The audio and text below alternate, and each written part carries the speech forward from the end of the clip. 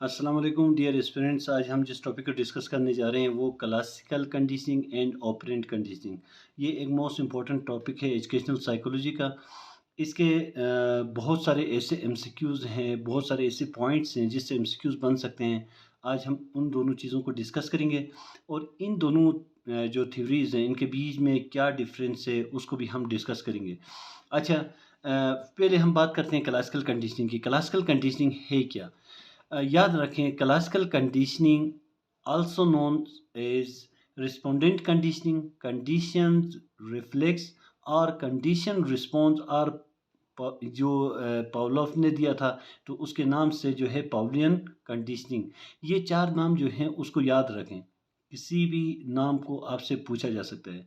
Respondent conditioning जो है ना वो बहुत अहमियत रखता है। रिस्पोंडेंट कंडीशनिंग इसका दूसरा नाम जो है, और कंडीशन रिफ्लेक्स भी उसको कहते हैं, कंडीशन रिस्पॉन्स भी इसको कहते हैं, पाउलियंस कंडीशनिंग भी कहते हैं। यहाँ पे दो चीज़ें जो हैं गौर करने वाली हैं। नंबर एक तो आपको बिल का एक निशान नज़र आ रहा है, दूसरा फूड का। और इसने जो किया था ना, जो एक्सपेरिमेंट किया था डॉग के ऊपर, ये याद रखें कि जो ये भी एक एमसीक्यूज़ पूछा जाता है, मोस्ट इम्पॉर्टेंट है कि पावलोव ने जो है किसके ऊपर एक्सपेरिमेंट किया था, तो वो डॉग के ऊपर किया था। मोस्ट इम्पॉर्टेंट एमसीक्यूज़ है। इसकी जो उसने जो क्लासिकल कंडीशनिंग दी थी ना उसमें दो मेन चीज़ें हैं। ये यहाँ पे मैं इस वजह से इसको यहाँ पिक्चर में मेंशन किया है कि बिल है और फूड है। बिल है क्या? न्यूट्रल स्टिमुलस है, और जो फूड है वो न्यूट्रल रिस्पॉन्स है, मतलब नेचुरल रिस्पॉन्स है। फूड, आप लाजमी सी बात है जब किसी भूखे डॉग को जो है फूड दिखाएंगे, लाजमी सी बात है फिर आप उसका रिस्पॉन्स तो आएगा। लेकिन बिल जो है वो न्यूट्रल रिस्पॉन्स है, वो बिल को तो खाता नहीं। अगर उसको भूख लगे तो बिल को तो खाता थोड़ी है। लेकिन इसने क्या किया था, इनके बीच में एक एसोसिएशन क्रिएट की थी, जिसकी वजह से एक टाइम ऐसा आ रहा था कि इनके बीच में कंडीशनिंग क्रिएट की, और एक टाइम ऐसा कि जस्ट बिल बजाने से भी उसके यानी जो सलाइवरी ग्लैंड्स जो हैं वहाँ से सलाइवा खारिज होता था। वो क्यों होता था, वो सारी चीज़ें हम डिस्कस करेंगे। अब यहाँ पे देखें देखें 3 लेवल्स हैं इस कंडीशनिंग के। फर्स्ट जो है बिफोर कंडीशनिंग, याद रखिएगा, unconditioned stimulus is equal to unconditioned response, UCS is equal to UCR जो है ना, इसका मतलब ये है कि अनकंडीशंड स्टिमुलस जो है वो अनकंडीशन रिस्पॉन्स के बराबर है। हियर न्यूट्रल जो स्टिमुलस है वो does not equal to unconditioned stimulus, मतलब वो इक्वल नहीं है। वो बिफोर कंडीशनिंग में बिल की कोई हैसियत ही नहीं है। बिल जितना भी बजाएं कुत्ते को कोई उसका वो रिस्पॉन्स नहीं आएगा। क्यों? इसकी कोई एसोसिएशन, कोई कंडीशनिंग ही क्रिएट नहीं हुई है। लेकिन क्या होगा, सेकंड में आ जाए ना, at the time of conditioning, जब आप कंडीशन क्रिएट करते हैं, न्यूट्रल रिस्पॉन्स जो है वो आपका बिल है, और यूसीएस मीन्स अनकंडीशन स्टिमुलस, जो फूड है उसका कोई कंडीशनिंग से ताल्लुक नहीं है। मतलब न्यूट्रल स्टिमुलस जो है उसका यानी उसको कहते हैं जो नेचुरल उसमें नहीं होता है। मतलब आपको भूख लगती है तो आप बिल खाते नहीं हैं, वो न्यूट्रल स्टिमुलस हो गया। लेकिन भूख लगने से जो आप खाना खाते हैं वो खाना आपका अनकंडीशनल स्टिमुलस है, जो है उसके साथ कोई कंडीशनिंग की ज़रूरत नहीं है। लाजमी सी बात है, उसको देखेंगे ही आपके मुंह में सलाइवा खारिज हो जाएगा। और उससे जब ये दोनों एसोसिएट करते हैं, सेकेंड टाइम में ये कंडीशनिंग क्रिएट कर रहा है, मतलब बिल और फूड के बीच में कंडीशनिंग क्रिएट करता है, तो उसके जवाब में क्या क्रिएट होता है? अनकंडीशन रिस्पॉन्स, मतलब सलाइवेशन होती है, सलाइवा का इखराज होता था। मतलब आप बिल बजाते हैं और फूड देते हैं तो उसको सलाइवा का इखराज होता था। ये आप कंडीशनिंग क्रिएट कर रहे हैं यहाँ। Association and repetition work here. इस स्टेज में आप क्या करते हैं? एसोसिएट करते हैं। आप बिल जो बजाते हैं ना, ऐसा नहीं है बिल बजाने के 10 मिनट बाद खाना लाएँगे आप उसको डॉग को, तो वो समझेगा ही नहीं कि बिल की फिर कोई अहमियत ही नहीं रहती। बिल बजते साथ ही आपको खाना पेश करना होगा, इसका मतलब फिर वो क्या करेगा, और बार-बार ये रिपिटिशन होगी तो वो समझ जाएगा, अच्छा ये बिल जो है खाने की है। जैसे कि हॉस्टल्स में बहुत सारे अगर स्टूडेंट बैठे हुए हैं तो बेल बजती है तो यूं ही आप लोग खुद समझने लगते हैं कि अच्छा खाना रेडी जो है, खाना जो है वो रेडी है। अच्छा, इस तरह 2-3 बार अगर आप डॉग को भी कि कोई कोई भी एनिमल हो, उसको अगर आप ये अनकंडीशन जो न्यूट्रल स्टिमुलस है, उसको आप कनेक्ट करते हैं, एसोसिएट करते हैं किसी अनकंडीशन स्टिमुलस के साथ, तो उसके बाद जो है वो फिर अनकंडीशन रिस्पॉन्स आना लाज़मी है, वहाँ नेचुरल है। वो कैसे आएगा? ये सेकंड स्टेज में आप कंडीशनिंग क्रिएट करते हैं। फिर थर्ड स्टेज में क्या होता है? कंडीशन स्टिमुलस कंडीशन स्टिमुलस क्या है? बेल है। और कंडीशन रिस्पॉन्स सलाइवेशन है। यहाँ फूड है ही नहीं। जब आप एक बार सेकंड स्टेज में आप एसोसिएशन क्रिएट करते हैं, कनेक्शन क्रिएट करते हैं किसके बीच में? बेल और फूड के बीच में। उसके बाद थर्ड स्टेप में फिर फूड बेशक ना लाएं, जस्ट बेल बजाएं, डॉग के जो सलाइवा जो है वो इखराज होगा। क्यों? क्योंकि एक एसोसिएशन क्रिएट हो चुकी है ऑलरेडी बेल के साथ, कि जब भी ये बेल बजती है वो फूड जो है वो आता है। तो अब वो उसी हिसाब से उसकी जो रिफ्लेक्स एक्शन है, सलाइवा जो है वो उसका इखराज होता था। अब इसमें जो क्लासिकल कंडीशनिंग है first discovered by Pavlov, Russian psychologist है। जो मैंने हाईलाइट किए ना वो मेन पॉइंट्स हैं, याद रखें। ये पावलोव ने दिया है और रशियन साइकोलॉजिस्ट है, ये दोनों एमसीक्यूज पूछा जा सकता है। क्लासिकल कंडीशनिंग किसने प्रेजेंट की थी? एक, और दूसरा कहाँ से बिलोंग करते थे? रशियन साइकोलॉजिस्ट थे। अच्छा, ये इसने फोकस इस किस पे किया था? Involuntary automatic behaviour. इनवॉलेंट्री, याद रखें, वॉलेंट्री और इनवॉलेंट्री दो हैं जो है। एक ऑपरेंट कंडीशनिंग में वॉलेंट्री एक्शंस होते हैं जिसमें आप अपनी मर्जी के, अब ये जो बिल बजाते थे ना, जो सलाइवा का इखराज होता था वो डॉग के अपने उसमें नहीं था, वो इनवॉलेंट्री एक्शन था। वो सलाइवा खारिज होता था क्योंकि एक एसोसिएशन क्रिएट हुई थी। तो ये उसके ऊपर फोकस कर रहा था। It involve plane it involve जो है planning and neutral signals before a reflex. अच्छा, उसके बाद जो है क्लासिकल कंडीशनिंग में जो मेन बीच में मैंने जो हाईलाइट किया है ना, उस पर थोड़ा गौर करें। क्लासिकल कंडीशनिंग जो है is a process that involves creating a association between a naturally existing stimulus and a previous neutral one. Neutral one कौन है? बेल है।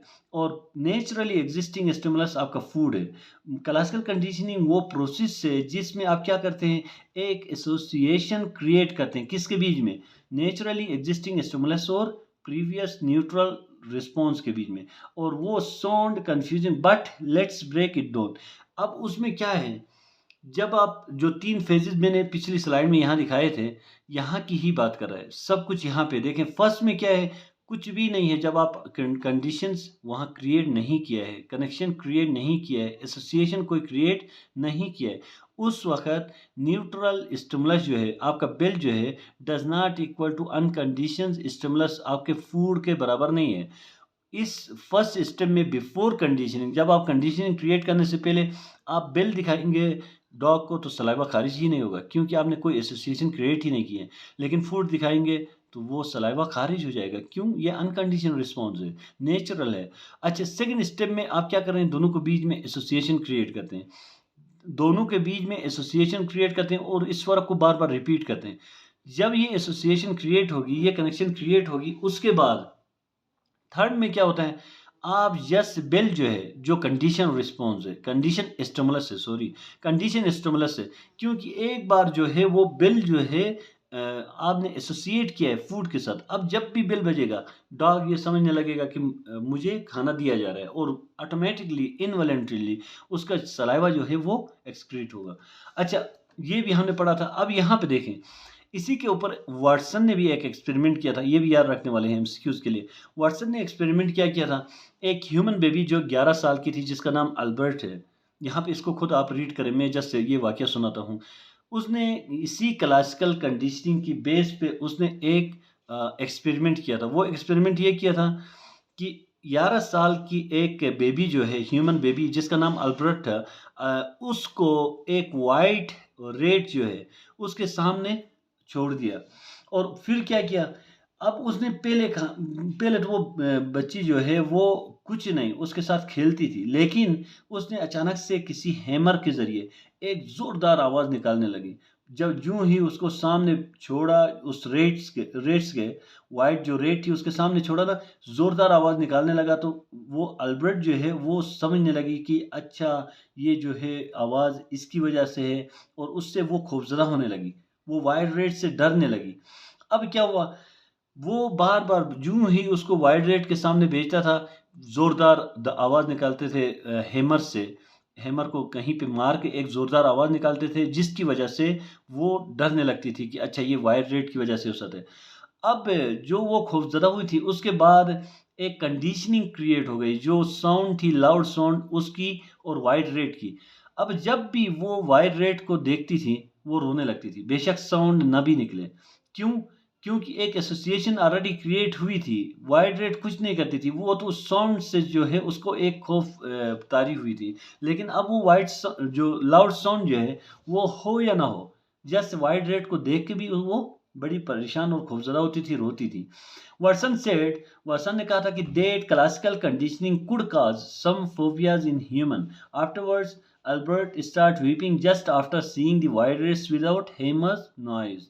आप बगैर उसको नॉइज जो शोर है वो क्रिएट किए हुए, जस्ट वो रेट को देख के, वाइड रेट को देख के रोने लगती थी। क्यों? उसके साथ एक एसोसिएशन क्रिएट हुई थी उसकी, वो ये समझने लगती थी कि अच्छा वही है जिसने ये आवाज़ क्रिएट किया था।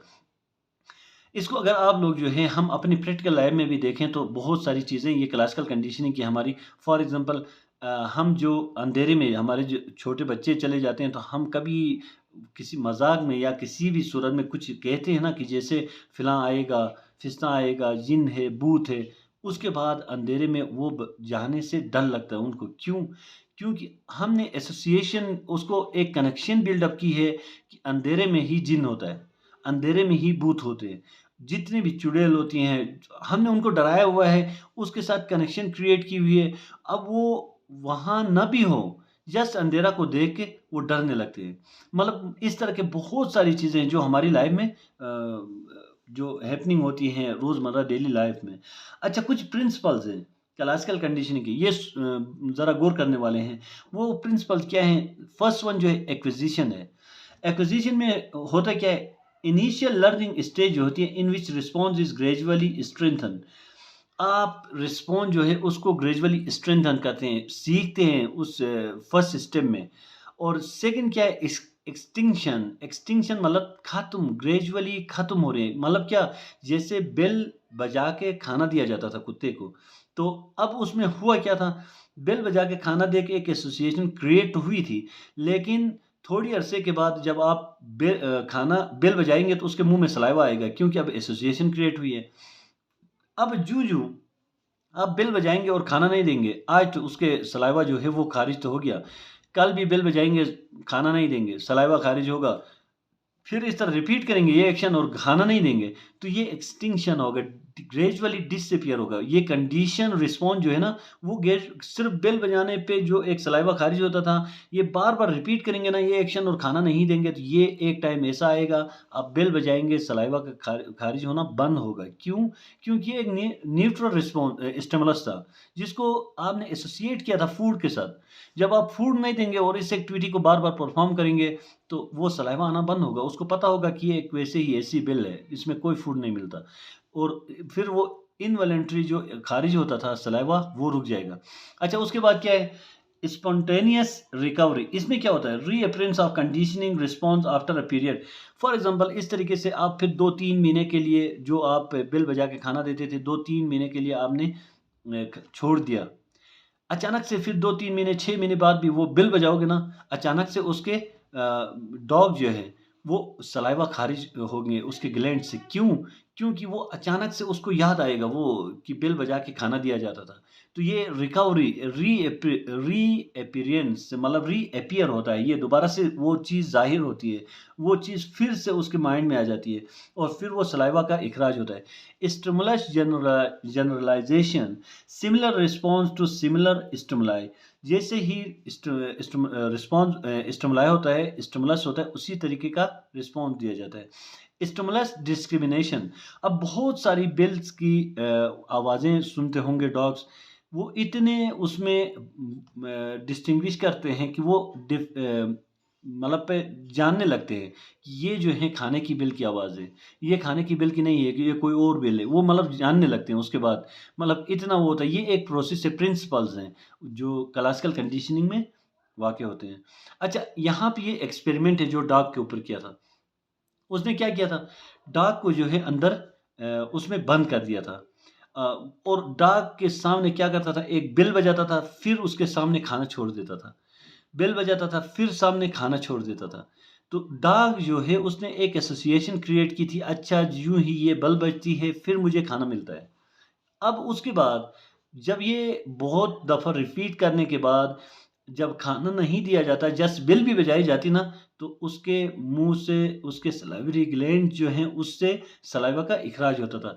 अब ये जो है ना, ये एक कप रखा हुआ है सलाइवा को मेयर करने के लिए, और ये कंडीशनिंग वन वे गिलास जो है वॉल है, फूड सामने नज़र आ रहा है, और पहले उसको कंडीशनिंग क्रिएट की। ये जो ट्यूब गले में जो एक लाइन लगी हुई है ना, ये ट्यूब है जो सलाइवरी ग्लैंड से टच है, और वहाँ पे देखा तो उस कप में उसका सलाइवा का इखराज होता था जस्ट बेल बजाने से। तो उसने ये एक्सपेरिमेंट किया था। अब एमसीक्यूज़ कहाँ से आएँगे? नंबर 1 तो क्लासिकल कंडीशनिंग किसने प्रेज़ेंट की है? पावलोव ने। और क्लासिकल कंडीशनिंग में पावलोव ने किसके ऊपर एक्सपेरिमेंट किया था? डॉग के ऊपर। और क्लासिकल कंडीशनिंग में स्टिमुलस पहले और रिस्पॉन्स बाद में आता है, ये याद रखें। क्यों? ये मैंने क्यों बताया? ये ऑपरेंट कंडीशनिंग हम पढ़ने जा रहे हैं, उसमें स्टिमुलस पहले नहीं आता, उसमें रिस्पॉन्स पहले आता है। स्टिमुलस जो एक मोटिवेशन होती है जिसमें हम रिवॉर्ड्स भी कहते हैं, पनिशमेंट भी कहते हैं, वो बाद में आता है। किस में? ऑपरेंट में। क्लासिकल में होता क्या है, आपको स्टिमुलस पहले दिखाया जाता है जैसे फूड, फिर रिस्पॉन्स आता है जैसे कि उसके सलाइवरी ग्लैंड से सलाइवा खारिज होता था। स्टिमुलस जैसे कि बेल बजाई जाती थी, फिर उसका रिस्पॉन्स आता था जैसे सलाइवा खारिज होता था। अब यहाँ पे कंडीशनिंग प्रोसेस जो है वो सेम वही कहानी है जो पावलोव ने and his associates identify 5 major conditioning process, जिसमें acquisition, extinction, spontaneous recovery, generalization और डिस्क्रिमिनेशन, जो मैंने अभी बता दिया था ना। बार बार इस तरीके से अगर खाना नहीं दे के बिल बजाएंगे तो वो ख़त्म होगा, फिर 6-7 महीने बाद अचानक से बिल बजाओगे, फिर वो रिकवर होगा। ये सारी जो हैं, जो मैंने अभी डिस्क्राइब किया था, वही चीज़ें हैं। नीचे जो ग्रीन पट्टी में जो नॉट हियर आर्टिफिशियल और neutral stimulus is generating the natural response, याद रखें। इसमें होता क्या है, जो आपका बिल था ना वो आर्टिफिशियल है और न्यूट्रल स्टिमुलस है। मतलब ना वो भूख लगने वाले डॉग को बिल कभी नहीं दी जाती, ना वो उसको खाता है, लेकिन बिल बजाने से उसको क्या आता था, नेचुरल रिस्पॉन्स। जो सलाइवा खारिज होता था ना, वो उसका नेचुरल रिस्पॉन्स था। मतलब यहाँ पे इस क्लासिकल कंडीशनिंग में ये है कि आपका स्टिमुलस को देख के आपका रिस्पॉन्स आता है, और वो क्या आता है, आर्टिफिशियल स्टिमुलस को देख के नेचुरल रिस्पॉन्स आता है। आर्टिफिशियल स्टिमुलस को नेचुरल रिस्पॉन्स कैसे आता है? इसके लिए लाजमी है कि पहले आप अनकंडीशन रिस्पॉन्स के साथ आप क्या करेंगे, उसको एसोसिएट करेंगे, कनेक्शन देंगे, कनेक्ट करेंगे। फिर जो है वो न्यूट्रल रिस्पॉन्स के स्टिमुलस जो है उसको देख के नेचुरल रिस्पॉन्स आएगा। उसके बाद ऑपरेंट कंडीशनिंग है। याद रखें, ऑपरेंट कंडीशनिंग किसने दी है? बीएफ स्किनर ने दी है। एक इम्पॉर्टेंट एमसीक्यूज है और अमेरिकन साइकोलॉजिस्ट है। इम्पॉर्टेंट एमसीक्यूज है, 2 इम्पॉर्टेंट एमसीक्यूज आ गए। अच्छा, वो क्या कहते हैं? इन्वॉल्व्स अप्लाइंग री-एनफोर्समेंट और पनिशमेंट आफ्टर अ बिहेवियर। ये जो सेकंड पॉइंट है ना, लाइन बड़ी इंपॉर्टेंट है। यहाँ पे ही ऑपरेंट कंडीशनिंग की डेफिनेशन खत्म है, समझ लें। क्लासिकल कंडीशनिंग में होता क्या था, स्टिमुलस पहले आता था, रिस्पॉन्स बाद में आता था। जैसे फूड देते थे फिर सलाइवा खारिज होता था, जैसे बिल बजाते थे फिर सलाइवा खारिज होता था। और वहाँ क्या किया जाता था, एक अनकंडीशनल रिस्पॉन्स का न्यूट्रल जो स्टिमुलस है उसके साथ एसोसिएशन क्रिएट की जाती थी, जिसके बाद अनकंडीशन जो न्यूट्रल स्टिमुलस है उसको बिल बजाने को, जो बजाने से क्या होता था, उसका सलाइवा का इखराज होता था। ऑपरेंट कंडीशनिंग में होता क्या है? ऑपरेंट कंडीशनिंग में आपके रीइंफोर्समेंट और पनिशमेंट आफ्टर अ बिहेवियर, आपको पहले रिस्पॉन्स देना होगा, उसके बाद आपको स्टिमुलस, जिसको हम रिवार्ड्स भी कहते हैं, पनिशमेंट भी कहते हैं, जो आपको रीइंफोर्स करते हैं दोबारा से करने को। अगर कोई गलत बिहेवियर है, आपको पनिशमेंट दी जाए तो आप उससे अवॉइड करने की कोशिश करेंगे। अगर आपका कोई अच्छा सा कोई इस तरह का वो है और उसमें आपको रिवार्ड दिया जाएगा, आप बार बार उसको परफॉर्म करने के लिए और अच्छे तरीके से परफॉर्म करने के लिए कोशिश करेंगे।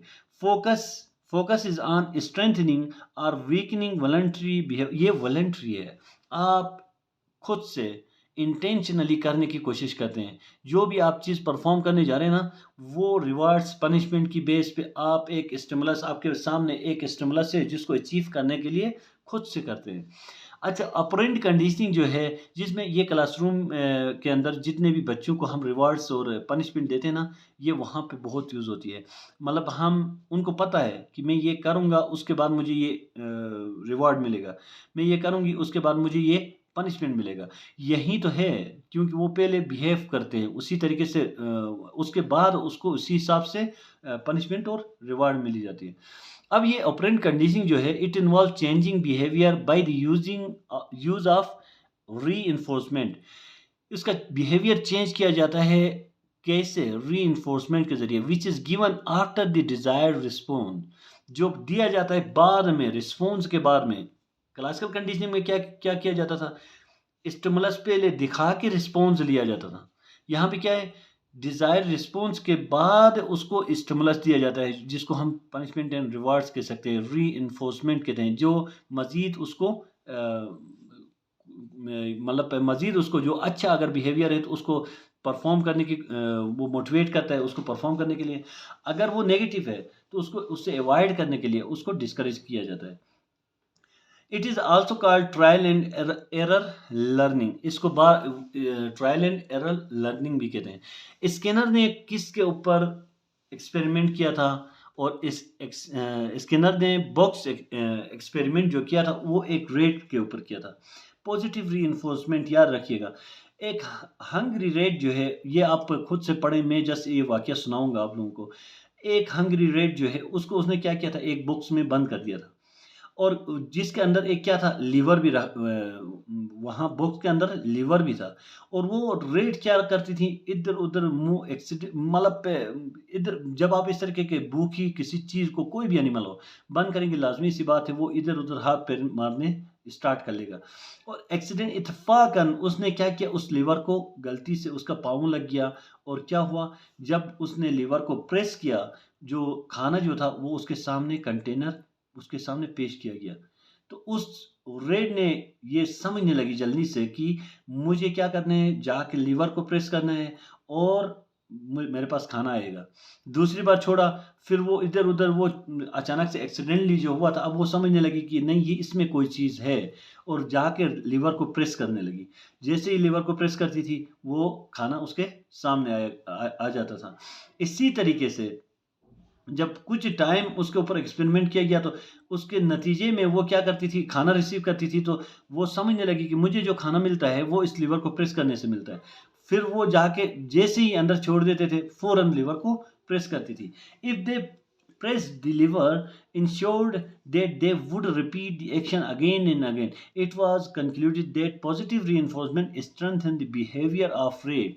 अब वो रेड क्या चाहती थी, वो उसके लिए एक रिवॉर्ड था, री था, वो उसको मोटिवेट करता था कि दोबारा से उसको प्रेस करें। इसी वजह से इसको ट्रायल एंड एरर लर्निंग भी कहते हैं, क्योंकि वो पहले हाथ पैर मार के गलती से कहीं टच हुआ था, फिर बाद में वो समझने लगी कि अच्छा यहीं पे कोई चीज़ है, फिर इतना एक्सपर्ट बनी थी उसके ऊपर, यूं ही अंदर छोड़ते थे फ़ौरन लीवर को प्रेस करती थी और उसके सामने खाना पेश किया जाता था, वो उसको एंजॉय करती थी।